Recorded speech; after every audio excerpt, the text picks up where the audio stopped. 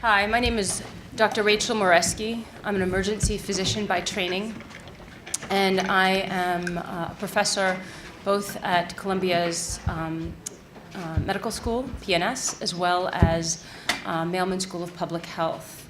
I direct the SIDHART program, Systems Improvement at District Hospitals and Regional Training of Emergency Care, mainly in sub-Saharan Africa, looking at rural emergency systems and health systems strengthening aspect to acute care.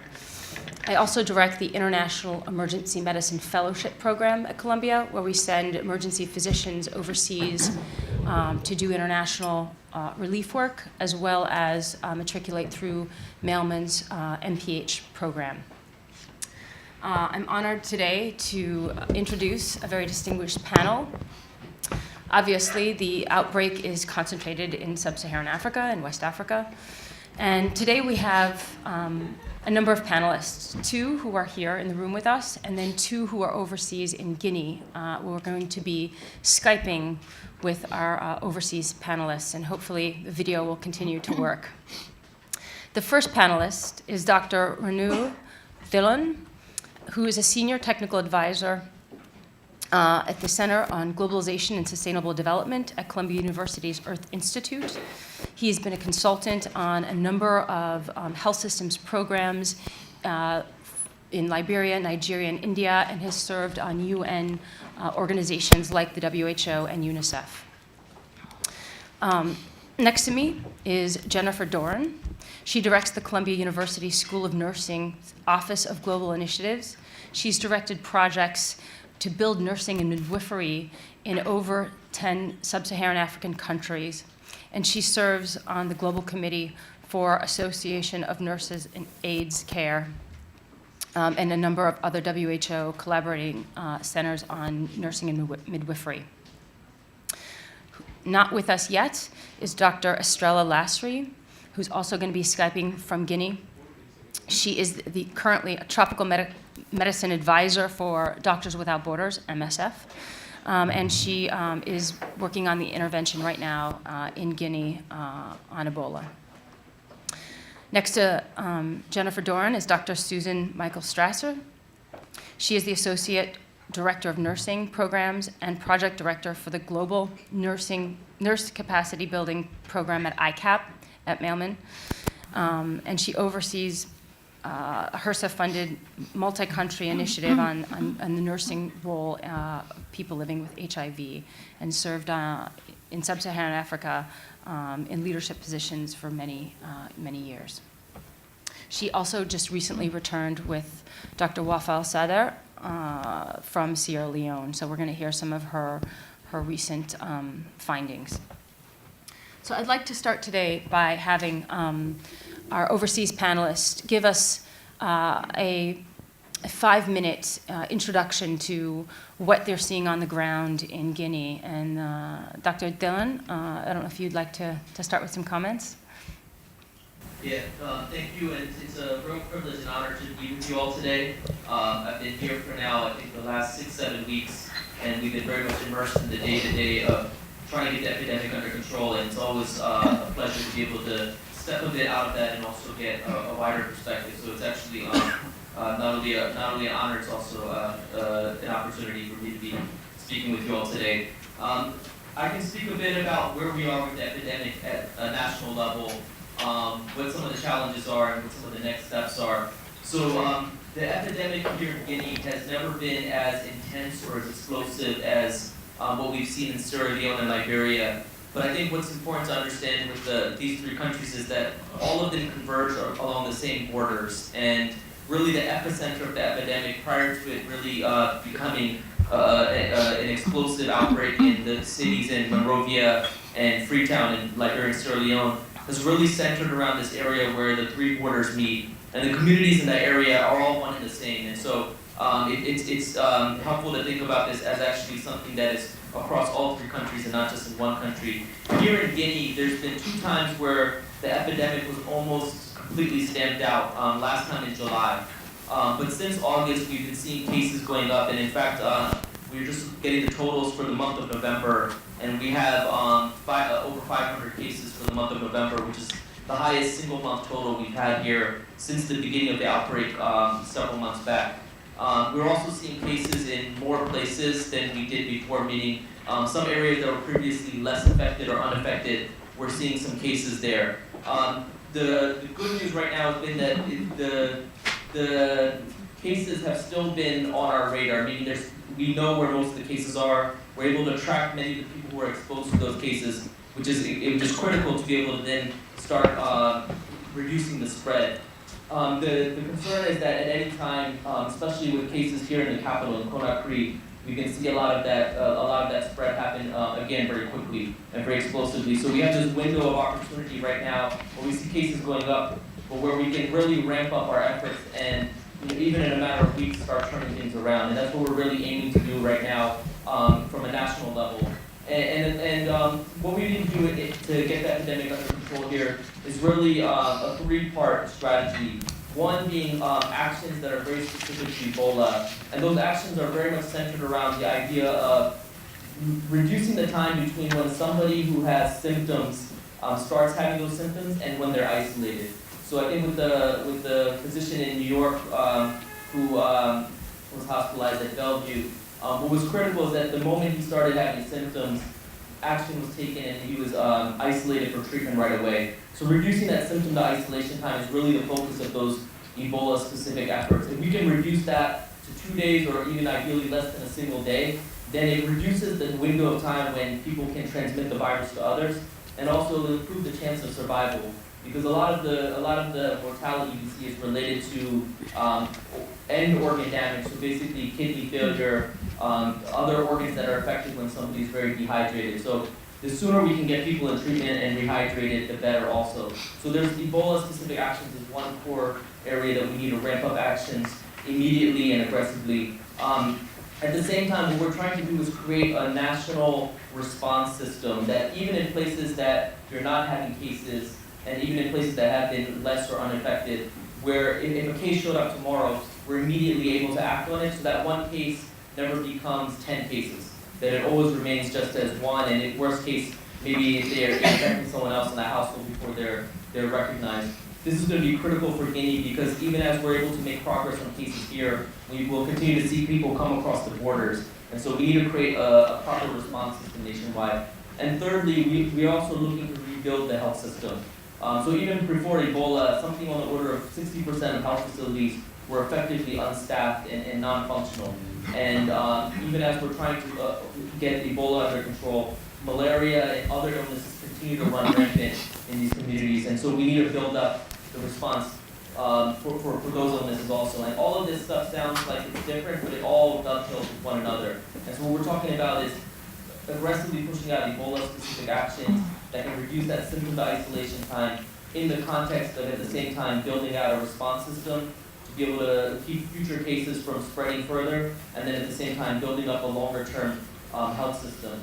And so where we are in doing that is at the national level now, we're coordinating across 40 different partners who are here, and we're basically trying to put energy behind getting priority actions in place. And one of the biggest challenges here so far has been where we still see a lot of cases happening are areas where communities have been resistant to response efforts coming in. They've also continued to be skeptical of what Ebola actually is and what it's about.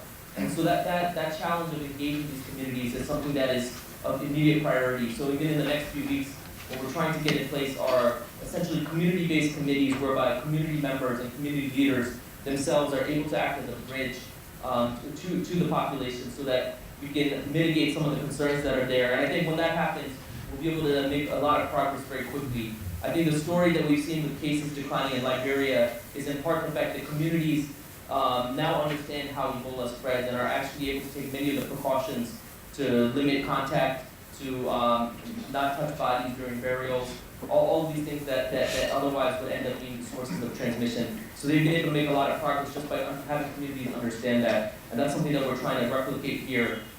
Secondly, we're trying to very quickly tighten up our tracing and tracking of cases. I think in the U.S. there's been a lot of discussion around contact tracing as it was done in Dallas as well as New York.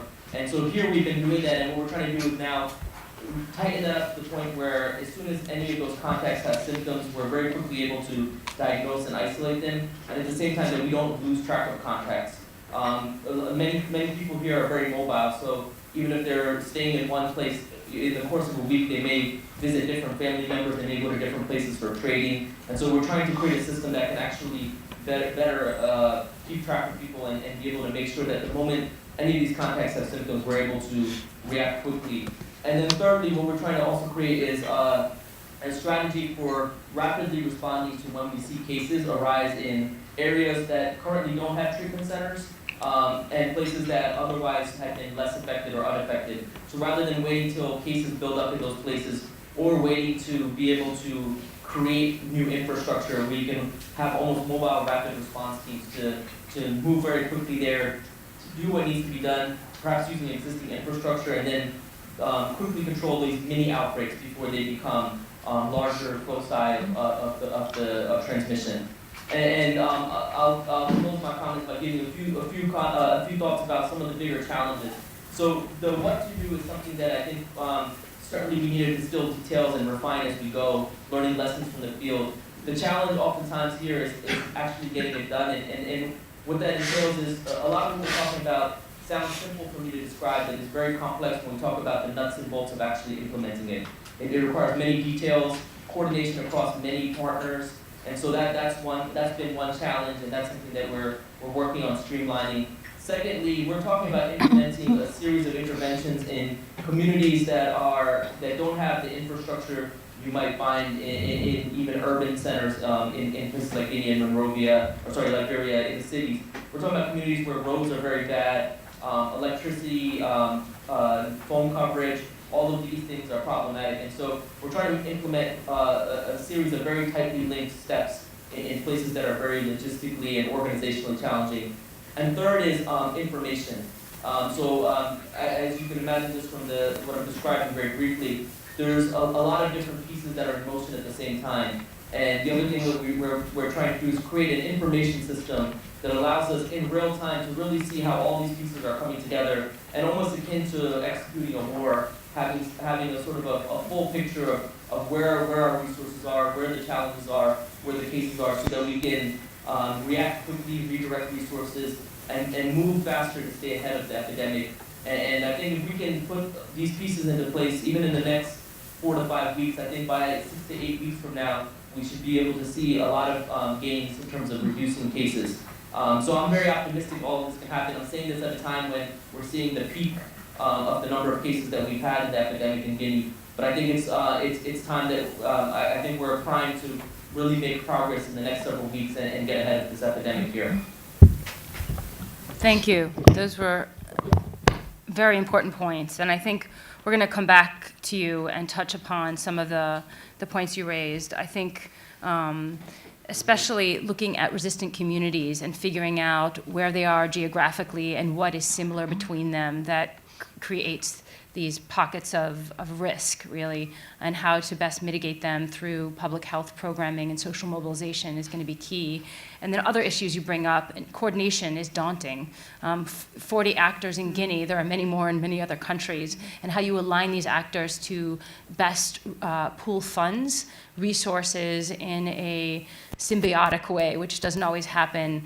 We know that in Guinea that sometimes there's also challenges, and we saw this on the New York Times front page today, that creating parallel systems is not ideal, and how to integrate public health system strengthening within the fabric of the Ministry of Health is essential, but also making sure that you don't delay important response is a very delicate balance. And so we'll come back to you for some of these points.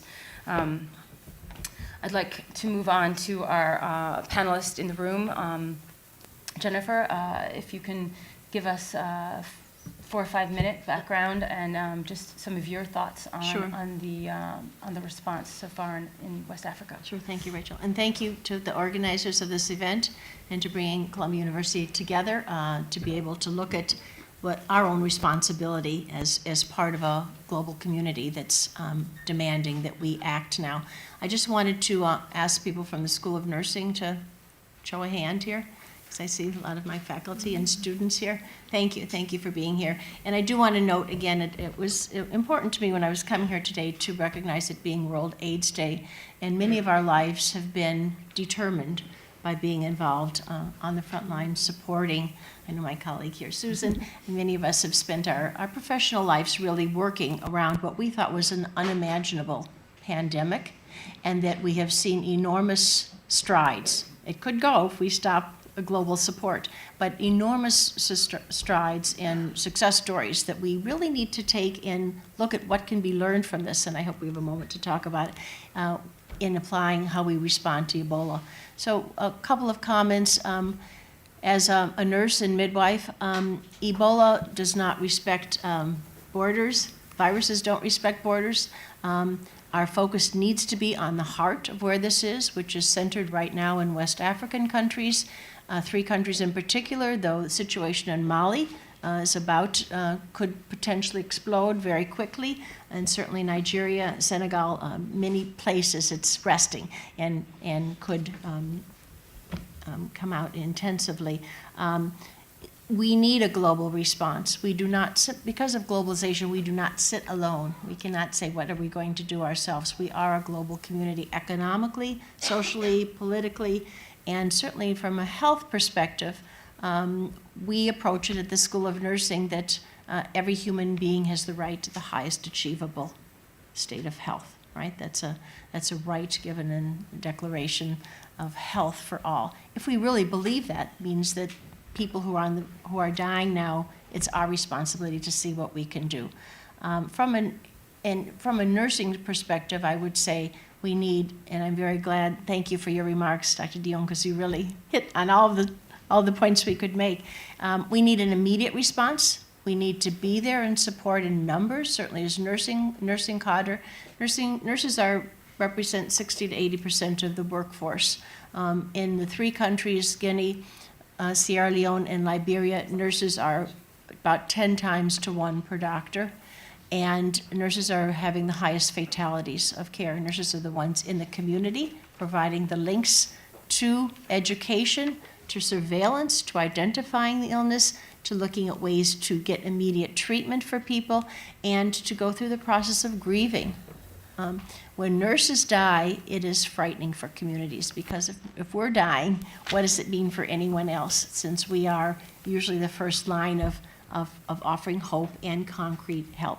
So I think we need both an immediate response of how we, from Columbia University, both provide, in my perspective, nursing resources, infrastructure building, under government leadership. This cannot be our plan. It has to be a plan that will be sustained. Otherwise, we come and we do something that's not applicable. Example of building enormous medical tents in major cities. Very critical because Ebola left rural areas, but Ebola is still in rural areas. People cannot get to these centers of care right now. It needs to be dispersed, right? It needs to go to where people are, where communities are, and where the virus is. So one is immediate response. I'm also very concerned that we look at what is a long-term response. Particularly in Sierra Leone and Liberia, countries were just emerging from decades of civil strife.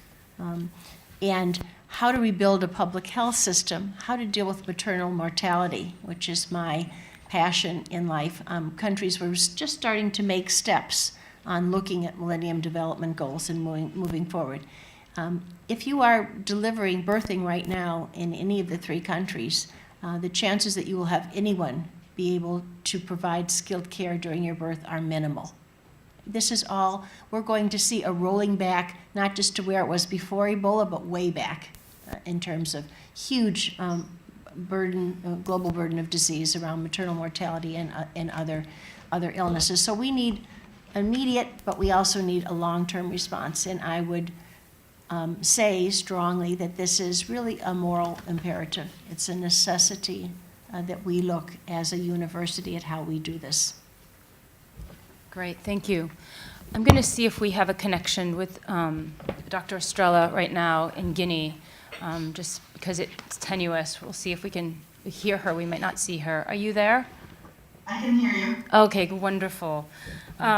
We previously introduced you when you were not online, but we were hoping for you to give us an update of what you're seeing on the ground and a little bit about the initiative that you're involved with and what's going on nationally.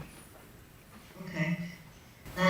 So I've only been, first of all, thank you for inviting me to the panel, and it's an honor to be with the distinguished panelists that are on, and I think a lot may come out of this panel, both in the US and here on the ground. So I've only been here for a week. I came to support what we call an explo in one of the rural areas in Guinea. I've been going around, this has been the end, well not the end, but the beginning of a trip with that started in Ivory Coast and Mali, and then I came here to support operations. So what we're seeing is as Rano said, that there's more and more areas being affected, even if they're not, they don't have a high number of cases right now. And it's because of the increase in cases in these areas that weren't previously affected that the currently operational treatment centers are getting filled up. So there is need to spread the knowledge of Ebola and also to spread the access to healthcare and to Ebola dedicated healthcare, and also in these in more rural areas or in areas that are further away from where the epicenter of the epidemic is or was. One of the things that's important here is that there is an existing infrastructure that needs to be reinforced with both with training and supervision. And of course, this is not, it's something that we needed a month ago, and we're having to speed up, and it's not something that can happen from one day to the next, unfortunately. So as much as we would like the response to be effective today, it's in some of these areas it's going to take some time. We are working, as Ronald had said, in some areas we've been working from the beginning of the epidemic in the 3 countries. But right now we're looking more at we're continuing to take care of the centers that we started with, and looking at other areas that are starting to show up with cases. One of the things that I think it's important to say is that the response to the epidemic is being addressed at very national levels, and there isn't always the amount of cross-border collaboration that we would need. In Guinea, there have been meetings with at the Malian border, and hopefully we will be seeing more of that collaboration. But of course, yeah, the epidemic doesn't know borders, and these are communities that have families on both sides and that are very used to moving either for family reasons or for commerce or for other reasons across the border. Another thing that's going to be important to set up is again to continue to make sure that the health system continues to function. We've seen when I was in Monrovia, one of the challenges was that there is very little access to healthcare out of the care for Ebola. So we need to make sure that in areas where there are few cases, that these services are maintained. We already see a decrease in patients accessing healthcare, and this means that on top of the Ebola cases and the Ebola deaths that we're counting, there's a lot more cases of malaria, pneumonia, diarrhea, both cases and deaths that we're not counting on as collateral damage of the epidemic itself. For this, there needs to be a better system in terms of pre-triage, where the usual health facilities can easily identify the cases that could be potentially suspect of Ebola and refer them to Ebola treatment centers or to transit centers. But of course, this cannot happen without a previous sensitization. Because of the stigma associated to Ebola, sometimes we know that people are hiding the fact that they're contacts, until they have a test that is positive. And this is putting a lot of people in the healthcare facilities at risk, both healthcare providers and patients themselves. So this is one of the things that needs to be ensured and set up quite quickly. Another thing is in terms of I know MSF has been very active in expressing the needs in the response.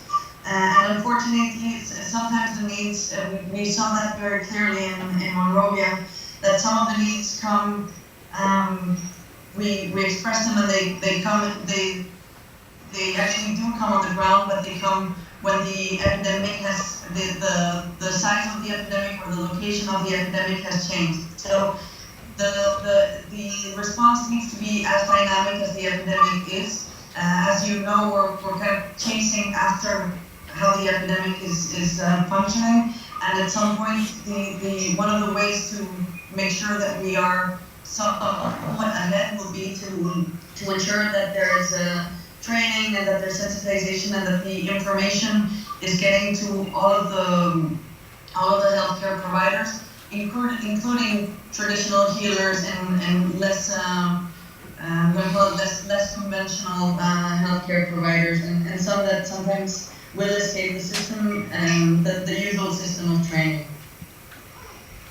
And I think since it's World AIDS Day, one of the things that maybe I will end with this is also to make the parallelism between HIV and Ebola, which I think it's quite interesting, and it might help shape our response. So in terms of the disease itself, even the way sometimes the patients look is very similar to patients in advanced stage of AIDS. And the stigma associated is also to Ebola is also very similar to the stigma associated to HIV, with people not wanting to get close to anyone that's associated with the disease, whether they be patients, survivors, or healthcare providers associated with the disease. And that's something that we're only going to be able to fight with information and sensitization. So. Wonderful. I mean, not wonderful, but thank you. I mean, those were very insightful and obviously current impressions, so thank you for that. We're going to come back to some of those points. We're just going to finish with our introductory remarks. So, Susan. Great. Thanks. I'll just be brief because I think our panelists have already said a lot of the opening remarks. In general, I would just like to say my impressions. I came back from Sierra Leone almost 4 weeks ago now, and I'll be returning on Thursday to Freetown. And I've spent most of my adult life living in Southern Africa, in South Africa. I just returned from 8 years in Zimbabwe, in Zambia, and before that lived in Zimbabwe.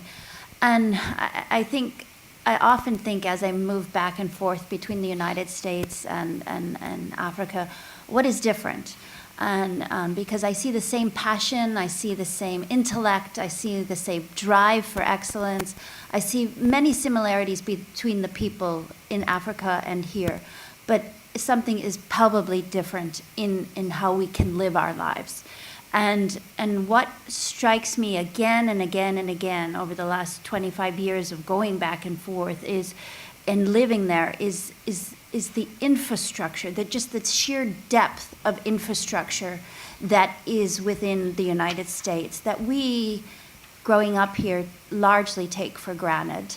And that depth of infrastructure, in addition to the resources, is really what makes a difference. And when I went to Sierra Leone this time with Dr. El Sadr, we got to the hotel where most of the government, UN, international NGO field workers were staying.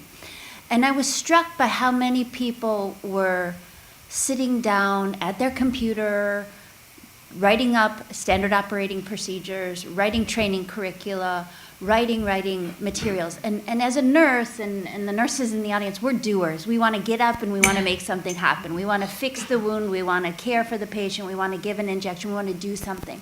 And sitting there and writing was so counterintuitive to my nature. It just really hit me on a very visceral level.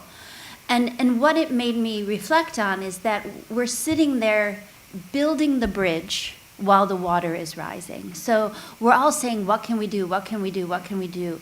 What we need to do is for the long term. We need to help people develop health systems that keep their people healthy and help them respond in times of crisis. Because we all know it's much more expensive and highly inefficient to do it while the water's rising. And that's what we're doing now in very chaotic and very expensive and difficult ways. So I think for me, that's a big take-home message I would like everyone to think about is we need to be in this for the long term. We need to help and work alongside of our fellow man in places of need to help build health systems. It's not surprising that the countries where Ebola has hit hard are countries that have had a legacy of conflict, of very decimated infrastructure. In the United States, there's about 100 nurses for every 10,000 patients. Before the Ebola epidemic, there were less than 2 per 10,000 patients in Sierra Leone. And the numbers of those very few healthcare workers, 6,000 of them, that have died is extreme. So the infrastructure we began with was very weak, very disjointed, and then to layer on top of it an epidemic that we've never seen before in the world is we are really learning by doing, and we are building the bridge as the water's rising. And I think I'll leave it there as we move forward for questions, and I can explain a little bit more about what we will be doing when we go back on Thursday. Great. Dr. Lansry and Dr. Dillon, are you still there? Yes. One of the points that you brought up in terms of the sort of gaps that you're seeing in terms of infrastructure, consumables, medication, human resource, can you talk a little bit about, I know that you're working in a particular place that's rural, but what are those gaps, and do they differ from the urban centers where the ETUs are at versus the rural centers? Dr. Dillon alluded to this earlier in the more rural areas, and we know that obviously the infrastructure that Susan just alluded to comes into play in terms of access to roads, access to triage, access to communication. But how do you sort of see the landscape of those gaps from your vantage points? The needs are there on, so the way I think about a lot of resource needs and supply needs, there's about absolute supply and then there's about distribution. And then related to distribution is also the ability to keep track of it, being supply management so that you're not stocking out. The needs are sort of there on all three levels. So at an absolute national level, we're still closing gaps. Right now we have, for example, for the protective equipment, we have stores of that can last through the end of December, but then we're going to very quickly need to re-up our supply in the next few weeks so that we have going forward. So the absolute need is there. The distributive need is also there, and in fact, we're trying to quantify exactly what that looks like. You'd understand that in this country, even when the distances are not that long, taking something by road can be a matter of like 16 hours, to the equivalent of what we would drive for like an hour in the U.S., for example. So we're having to actually airlift a lot of supplies to different places. So that distributive issue is still there. And then thirdly, Estrella made a great point about how are we going to get non-Ebola specific healthcare units, meaning your regular health centers, your regular health clinics. They need to be attuned, ready, and equipped so that if they were to see cases or potential cases, they're able to act in a way that's safe and effective. And so when we're talking about supply chains, we need to get supplies all the way down to that level. And so all three are a challenge that we're actively working on closing. That second and third one are particularly difficult because what we're really dealing with are really complex logistics, because we're trying to move so many different supplies, keep track of them, but then also doing it across wide areas where infrastructure, roads, the ability to move things from one place to another is very challenging. Great. Dr. Lansbury?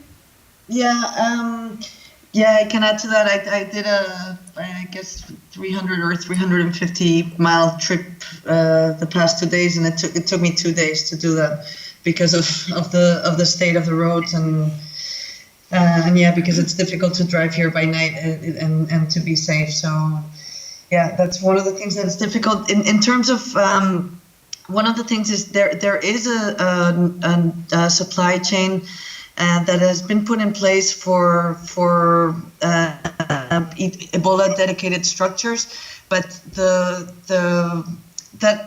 supplies are not always reaching the health centers, community health workers, and all non-Ebola healthcare. And those are the people that are in the front line that will be the first to identify the cases. So it's difficult to, so they don't only need to have gloves and masks and goggles and potentially personal protective equipment, but they need to know how to use it. They need to know how to undress from it without getting infected. We know that a lot of the infections come during the undressing process, and they also need to have a safe waste disposal so that gloves that have potentially touched an infected patient won't be laying around in an area where kids are playing and then potentially cause a spread of the epidemic in that way. Knowing that the virus lives for a very short time in outside of body fluids, but we still don't want all of those materials in laying around in the ground. So the waste management of all of that, of all of the protective equipment, is also going to be a challenge, and we've seen it. I've started to see it here. We saw the same thing in Liberia. In terms of it, it's easy to put in place protective strategies, but it's not always that the waste management and all of the logistics that need to accompany that are not always easy to put in place. Very good point, and that's true for many different outbreaks, whether it's cholera or Ebola. We see waste management as a huge challenge. You both touched upon, I think, an issue, and I know, Susan, you also went to look at this issue, is that we know there's been a lot of focus on developing these ETUs, right? These hospitals that really focus on Ebola treatment units where they're pretty well staffed with both local and as well as international staff to deal with just Ebola. We know that health systems have shut down. Access to maternal care, immunizations for children have shut down. Access to care for just general disease has really sort of been halted. A lot of initiatives have taken off to, one, try to decentralize care away from the ETUs to build both community care centers, as well as home units. We know UNICEF and Save the Children have had huge initiatives on trying to decentralize that care. I was wondering from any of you, and I'll be more specific since you can't see each other through Skype, what you're hearing or your direct experience is on the efficacy of these initiatives. And we know they're different in different locations. As Estrella sort of alluded to, it rapidly changes. So you'll have a need one moment, and then you have to be very adaptive. But we know that, at least from the CDC's MMWR report, they did a modeling of this, that you can have the most sort of risk reduction in transmission at the ETUs, followed by the CCCs, followed by very well sort of thought out home care, to have sort of safe home care. And obviously the home care and the CCCs are not the ideal, but when you can't get an ETU in every corner of every rural village, these are sort of plan Bs. And so I'll open this up first to Susan to comment, and then I'd love to hear your thoughts from the field.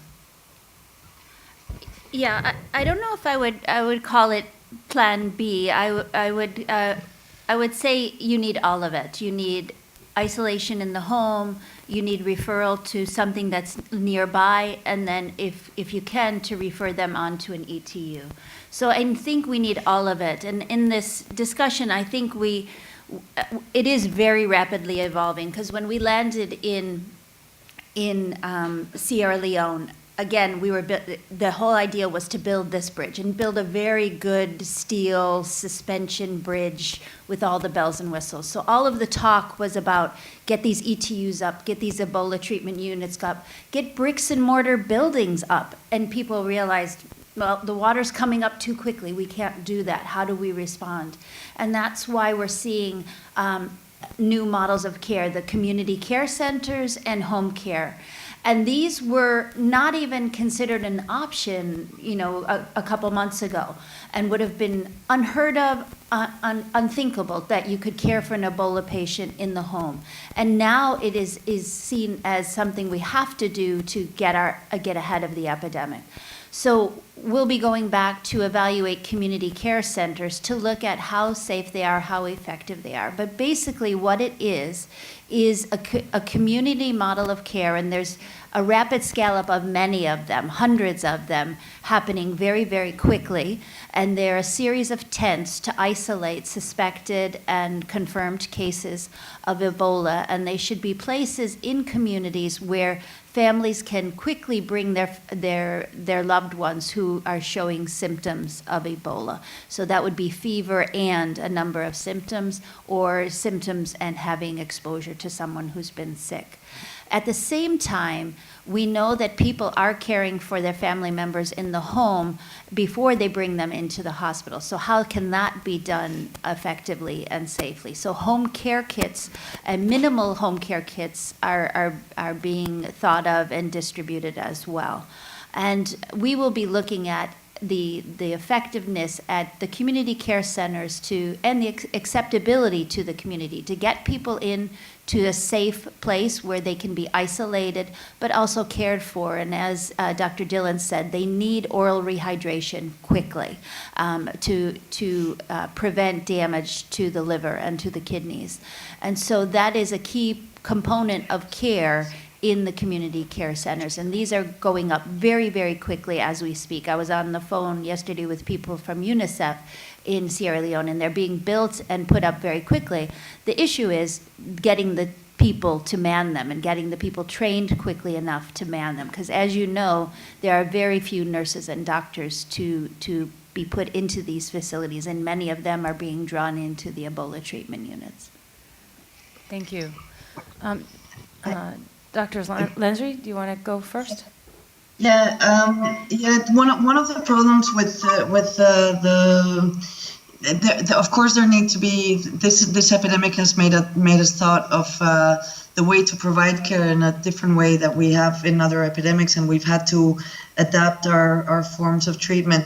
We had done home-based care in previous interventions when patients did not want to come to a center, but of course with a much smaller number of cases in a much more controllable and supervised way, where the patients who were being taken care for at home would be visited by a healthcare provider, by whether it be a nurse or a community volunteer, or sometimes a doctor, once a day or once every 2 days. So this can be done. The problem is now if you offering this as a possibility with a support, with a supervision support, would require an incredible manpower, which is not available right now.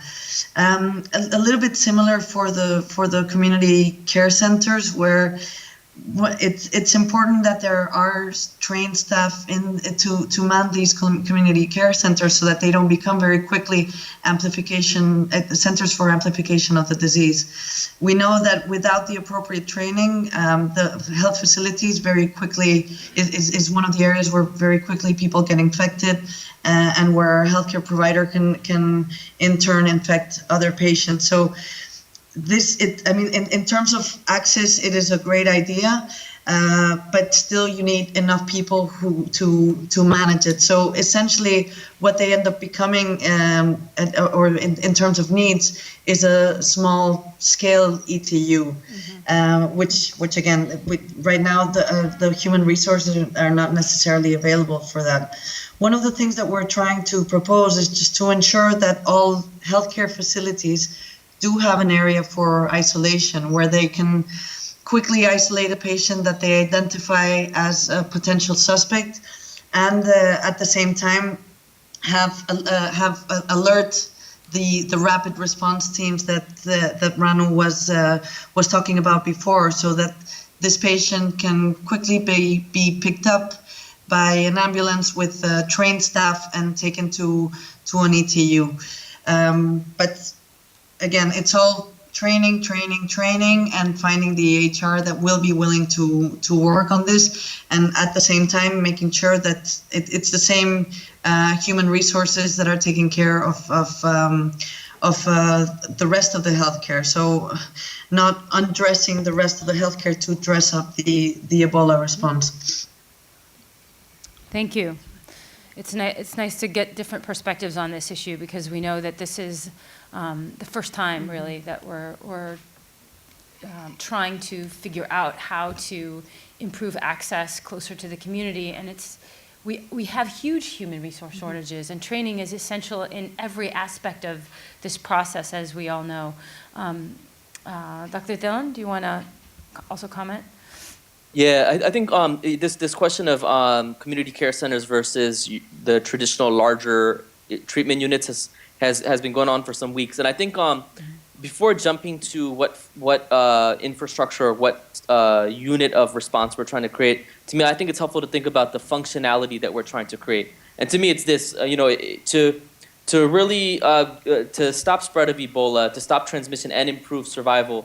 To me, it comes back to really reducing the window between when someone first starts having symptoms and therefore can pass the infection to somebody else, and then they get isolated. And so the ideal thing would be someone's in their home, they start having a symptom, they can immediately call somewhere, they could be transported somewhere where they can be diagnosed as positive or negative. Particularly since a lot of the early Ebola symptoms are non-specific, meaning that they're the same ones as you may have for your regular viral infection or for malaria. But then you can go very quickly, be diagnosed, and then if you are positive, you can be taken to a place where you can be isolated and treated. So to me, that chain of symptom, transport, testing, and then isolation and treatment is really what you want to create. And then the question becomes, what is the most effective way to do that in different settings? So in Sierra Leone and Liberia, where there's some differences between the way the epidemic has evolved, even though it's the same epidemic and across all borders. It's evolved in different ways in each country. So in Sierra Leone and Liberia, you have a situation where not only do you not know who the contacts are, meaning the people who have been exposed to somebody who had Ebola, we don't even know who 40 to 70%, depending on the statistics you look at, of the cases are. So when there's so many cases that are happening in the community that we're unaware of, you almost have to assume that anyone can be a contact. Yeah. Anyone could be someone who's exposed. So when that person comes to you with a fever, it's even more imperative that you test them, because they very well could have been at home with somebody who had Ebola. In Guinea, we're still in a situation where we know who many of the cases are, although that's become increasingly difficult, especially in some communities that have been very resistant to response efforts coming in. But we know who many of the cases are. We feel like we have a grasp on who many of the contacts are, and we're following many of the contacts. So a lot of the cases that we find here are people who have a fever at the home or a symptom at home. The person who's following them at home realizes it, calls it in, and then they're able to be diagnosed. So that in that instance, you can do something where you don't need as much, in some sense, decentralized in terms of a treatment unit as you may in Sierra Leone and Liberia, where you have many more cases at the local level, and an inability to really differentiate cases as easily. The second thing is, I think from looking at this from the Guinea perspective, to me, what you want to do is you want to create a place where somebody who may have Ebola can be at home. They can be immediately isolated. So that means having families have basic protective equipment and also being aware of what to do if somebody has suspicious symptoms. You're able to safely transport them to what could be what we call here almost like a transit center, which could be a community care center, depending on how you look at the terminology. They can get there. At that place, they can get a sample taken to be tested at the labs. If they're positive, then they can be moved to some place that's specialized in Ebola treatment, so that these centers don't become mini Ebola treatment units, as Estrella is pointing out, but actually end up serving as diagnosis and transit points, almost to just be able to keep people safe and isolated until it's clear whether they need to be taken to a treatment unit, where they can get the full court press and have people who are trained in all the right protocols treating them, and at the same time they can get the oral rehydration started immediately at this relay point. When we get rapid diagnostic tests, which have sort of been cooking for some time, and I think we're all eager to see when they're going to be available, that can change this dynamic significantly, because with the rapid diagnostic tests, especially some of them which are simple to apply, you could conceivably even do diagnosis safely at a household level, which right now you can't. And in that instance, it might be easier to then quickly identify if somebody is Ebola positive and maybe ship them directly to a treatment unit right away. Or if you're in an area where you have more than just a handful of cases, you could create something of a mini ETU in that area so that it's easier to manage the cases there. So I think just to summarize what I'm trying to say is that I think if we look at the functionality, then we can use these different tactics to basically create that functionality as effectively as possible, understanding that it's going to change as the epidemic moves and as our own capacities change. But I think that would be the way to think about this, rather than it becoming a sort of a choice of different approach, a binary choice of one way or another. Yeah, it's definitely rapidly changing and evolving as we go, and we really are learning by doing. I think the latest reports for this week from Sierra Leone show that there were 36 patients accepted into community care centers, 36 or 38, and 26 of those had been referred on to Ebola treatment units. So it needs to be part of a continuum of care, and exactly as Dr. Dillon said, it's not an either or, it's all of the above. And each stage along the way is a critical point to provide care, provide a way to stop the transmission from one person to another. Absolutely. And we know, I mean, countries that I work, there are often 80% of deaths happen in district or sub-district level for non-Ebola cases. We see this with diarrhea, pneumonia, malaria, maternal mortality. And so if this continuum doesn't happen from the household through the community up in an effective way for every disease, we certainly can't do it for Ebola. So this is in some ways no different than what we see normally.